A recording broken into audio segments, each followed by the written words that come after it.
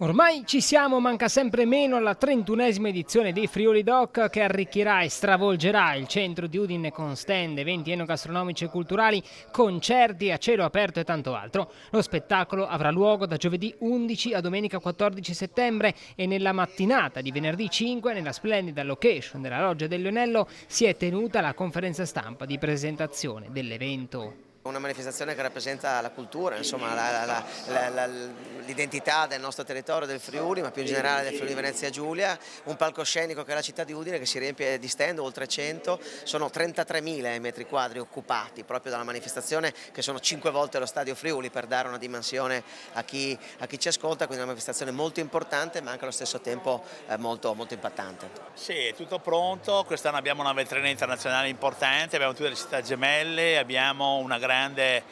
spazio anche alla parte del friuleno e quindi insomma una manifestazione che nasce enogastronomica ma sta diventando anche culturale. Tante le novità in programma, una su tutte la trasformazione di Piazza Primo Maggio, divenuta un'arena a cielo aperto dedicata a sport, gastronomia e DJ set internazionali. Quest'anno si conferma, ma raddoppiano le associazioni che partecipano, circa una cinquantina.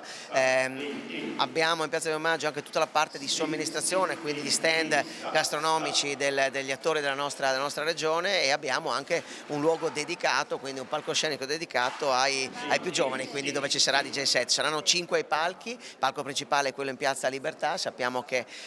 ci saranno dei concerti importanti a Giuliano Palma, a Gentile e a Gaia, che riempiranno venerdì, sabato e domenica. Assolutamente, speriamo che sia anche una splendida fine settimana, la settimana prossima. Siamo assolutamente convinti che, come sempre, Friuli Doc saprà offrire a tutti coloro che verranno a Udine giornate indimenticabili, fatte di amicizia, fatte di enogastronomia, fatte di cultura, fatte di conoscenza e di approfondimento del nostro territorio e del nostro Friuli. Io ho pensato di proporre alla conferenza dei presidenti dei consigli regionali e nazionali di svolgere proprio il 12 qui a Udine la conferenza dei presidenti. Lo faremo portando qui i rappresentanti delle altre regioni, con l'obiettivo sia di far conoscere il nostro territorio del Friuli e quello che il Friuli è in grado di organizzare e fare. Un evento che porta anche, chiaramente, dei benefici economici per un indotto che si stima sia di circa 10 milioni di euro. Sono oltre 1000 gli addetti ai lavori, le persone che lavoreranno materialmente per questa manifestazione, quindi è un tema, anche questo importante, il tema del lavoro, il tema dello sviluppo, ma allo stesso tempo Friuli Doc è l'unica manifestazione, l'unica grande manifestazione che si svolge in un capoluogo